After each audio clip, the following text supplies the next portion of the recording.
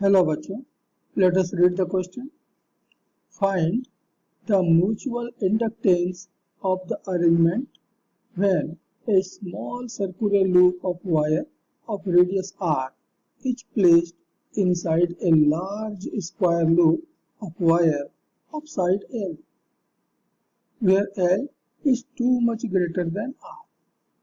The loops are coplanar and their center coincide. तो नीचे हमें एक स्क्वायर लूप दिया हुआ है. This is our square loop और उसके भीतर एक छोटा सा सर्कुलर लूप दिया है.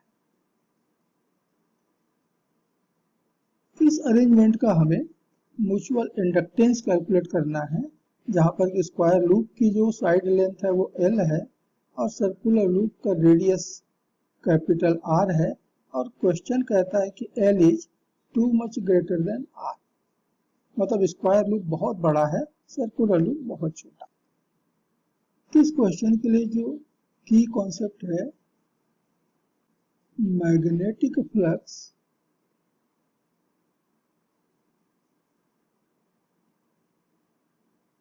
linked to the secondary coil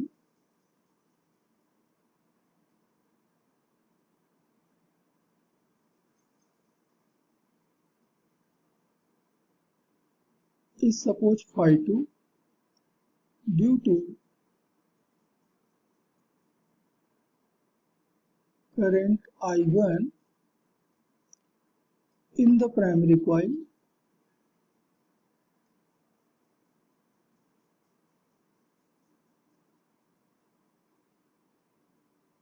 then phi 2 is equal to M into I1, where M is the mutual inductance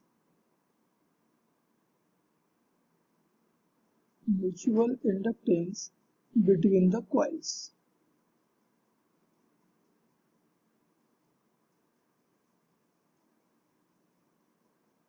And therefore the mutual inductance M between the coils is given by the magnetic flux passing through the secondary coil upon the current flowing in the primary coil.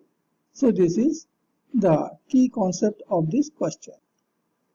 So this is our given system of coils. जो square loop है ये हमारे लिए primary coil है. Suppose this is the primary coil और जो भीतर circular loop है ये हमारे लिए सेकेंडरी कॉइल है.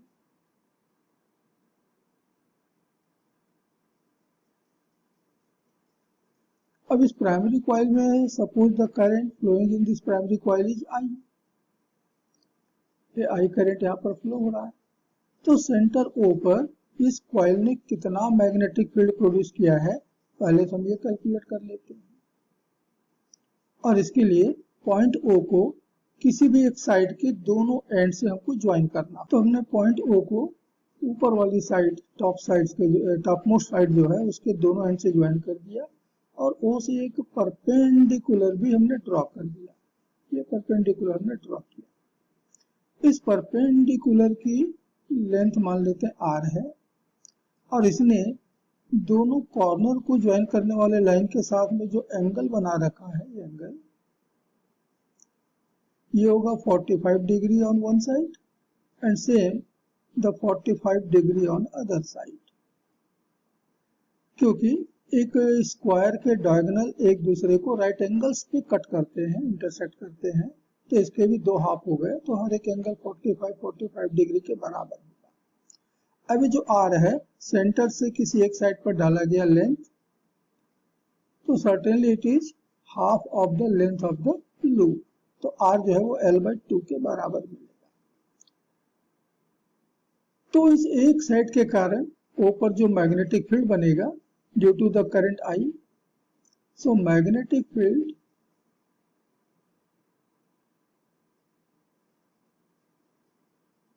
Eight the centre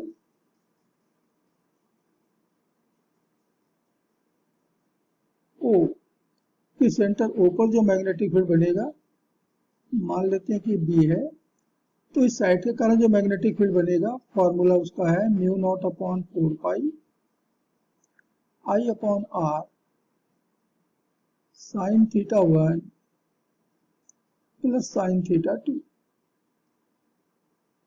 Remember that this is the magnetic field due to one side. ऐसे यहाँ पर लूप के पास 4 साइड्स हैं और सबके सब इतना ही मैग्नेटिक फील्ड यहाँ पर प्रोड्यूस करेंगे और इसलिए टोटल मैग्नेटिक फील्ड जो बनेगा वो एक साइड के मैग्नेटिक फील्ड का 4 टाइम्स होगा, तो इंटू 4.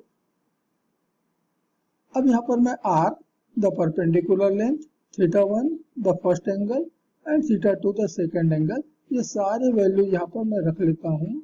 तो मुझे मिल रहा है mu naught upon 4 pi I upon R, R की जगह हो गया एल बाई 2, तो मैं 2 को ऊपर ले लेता हूँ, इंटू साइन थीटा 1 हो गया 45 degree and similarly the theta 2 is also 45 degree into 4. तो ये 4 और ये 4 तो हम कैंसिल कर लेते हैं, तो हमको मिल रहा है 2 mu naught I upon pi L into sine 45 की वैल्यू होती 1 बाई रूट 2, ऐसे यहाँ पर 2 बार आ गया तो इंटू 2, तो रूट 2 से फिर कैंसिल किया तो ऊपर रूट 2 बच गया. And therefore the magnetic field at the centre O is 2 root 2 mu naught I divided by pi L. इतना मैग्नेटिक फील्ड वहां पर प्रोड्यूस हुआ है सेंटर O पर, जहां पर कि हमारा सर्कुलर कॉइल रखा हुआ है, secondary coil. And therefore the magnetic flux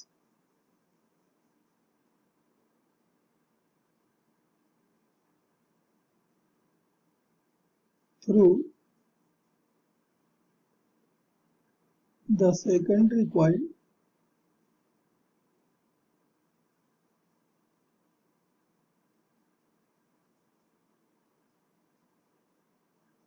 हम इसको phi2 कहें तो बराबर होगा the magnetic field B into area of the coil. तो B की वैल्यू हमको मिला है 2 root 2 mu naught I upon pi L और area of the secondary loop is pi R square. तो यहां से पाई और ये पाई तो हो गया cancel, so magnetic flux phi2 passing through the secondary coil is now 2 root 2 mu naught I r square upon L. इतना मैग्नेटिक फ्लक्स हमारे सेकेंडरी कॉइल से पास हो रही है. So the mutual inductance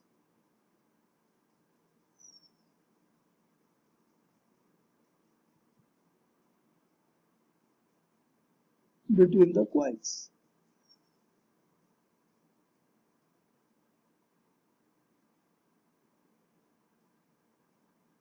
and अभी हमने फॉर्मूला निकाला था phi2 अपॉन करंट आई,